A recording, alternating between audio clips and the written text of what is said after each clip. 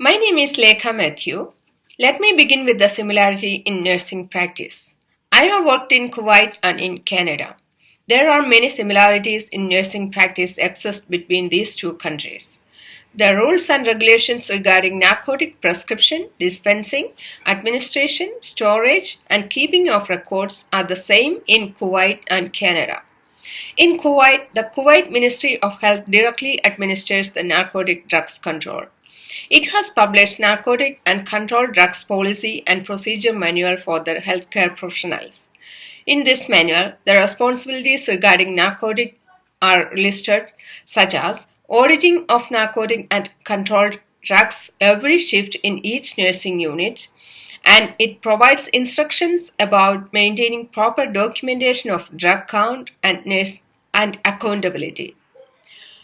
It further instructs nurses to log all controlled medications onto narcotic record form and place controlled drugs received from pharmacy in a double-locked container immediately. While disposing or wasting a narcotic, a supervisor should be witnessing it. In Canada, narcotics are regulated under the Controlled Drugs and Substances Act, which is a federal legislation that is administered by the Office of Controlled Substances of Health Canada. The College of Nurses of Ontario states that each organization is responsible for following these regulations and deciding which methods they use to store and count narcotics within their specific setting. At my workplace in Canada, I follow the same rules regarding narcotics as I listed for Kuwait. Narcotic drugs are prescribed only when it is medically indicated due to its addiction and abuse potential. Unauthorized drug use, possession, and distribution are all punished severely in the form of substantial prison sentences and monetary fines, both in Kuwait and Canada. Narcotic abuse by both nursing staff and patients and the public are prevented by the implementation of such strict regulations. Any missing records and drugs should be reported immediately to the police department in Kuwait and to the Royal Canadian Mounted Police in Canada. All of these similar features makes the nursing practice regarding narcotics in Kuwait and Canada the same. Secondly, I'm going to talk about a difference in nursing practice in Kuwait and Canada. In Canada, it is the first step of establishing a therapeutic relationship that the nurse introduces self to the patient. College of Nurses of Ontario Entry to Practice Competencies for RN 2014 states that the nurse should identify self by first and last name and appropriate professional designation to clients and the healthcare team. This is the first step in the establishment of a therapeutic relationship. The Therapeutic Nurse-Client Relationship CNO Practice Standards 2006 also states that nurse should address the client by the name and or title that the client prefers. However, in Kuwait, it is not recommended to let the patient know the name or any details about the nurse. Neither the nurses address the patient with the preferred name of the patient. Nurses uses mama or baba to address the female and male patients respectively, which is quite unprofessional. Introducing self with name and designation to the patients make nurses accountable for what they do, and it paves a sturdy base for the therapeutic relationship. Addressing a patient with the preferred name denotes respect and professionalism. On the other hand, addressing patient with the names Mama or Baba are not professional and uncomfortable for the nurse and the patient as well, and it jeopardizes the nurse-patient relationship. I highly appreciate the CNO for placing such practice standards that I can keep my professionalism and can establish a pure therapeutic relationship. Navdeep will be talking next. Thank you. Hello everyone, my name is Navdeep Karwerk. I'm a nursing student from York University and I'm internationally educated registered nurse. I did my nursing education from India. I have worked in emergency and labor and delivery for 2 years. Currently I'm working as a registered practical nurse in Ontario. When I started to practice in Canada as a nurse, I realized that we have some practice similarity and differences. In this video, I will discuss one similarity and one practice difference in my current practice versus my previous practice. First, I will discuss the difference in my practice. According to College of Nurses, nurses have ethical and legal responsibility to maintain the confidentiality and privacy of the client's health information. Clients have the right to give, refuse, withdraw their consent to use or disclose their personal health information. In my previous practice, we were not expected to practice client's right of privacy and confidentiality. We were admitting the patient to ward unit.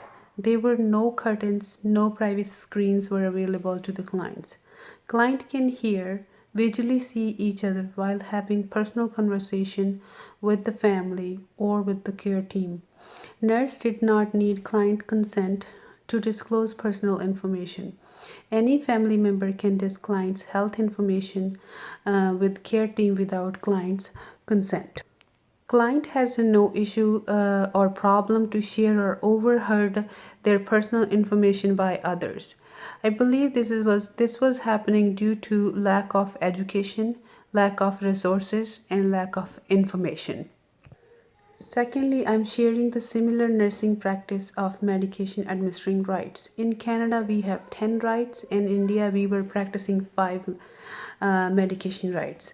Based on the Indian Nursing Council and CNO medication standard, nurse should be competent and ensure that she has knowledge, skill, and judgment to perform the medication practice safely.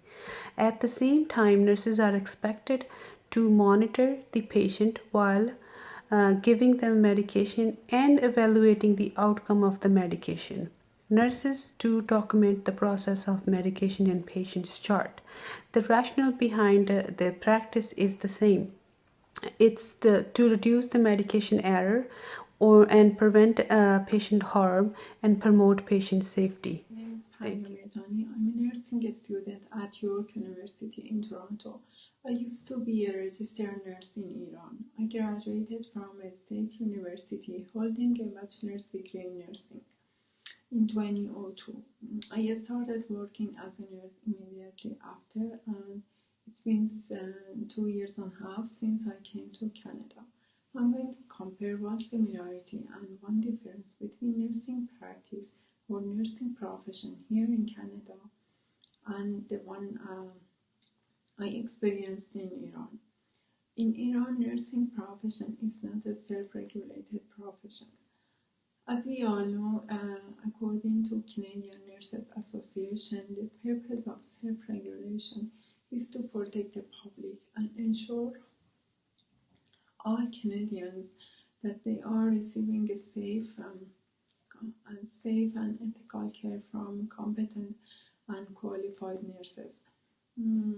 According to Iranian Nursing Organization, although there have been lots of effort to enforce self-regulation in Iran, but because of some reasons such as lack of regulatory mechanism, low number of scholarly nurses, and the independence of such organization to the government, these efforts haven't been successful yet, meaning that after graduation, nurses do not need to write any kind of exam in order to get registered or be licensed by a regulatory body. In turn, they can immediately get hired by hospitals, and in order to remain competent and work within a standardized framework, they have to follow the policies and disciplines outlined in those hospitals at which they work. I think self-regulation by itself has brought about a lot of differences in discipline and nursing profession between these two countries. On the other hand, in terms of similarity, I would say most nursing intervention regarding medical procedures are more or less the same. For example, the pre and post procedure nursing intervention regarding cardiac angiography would be most likely the same.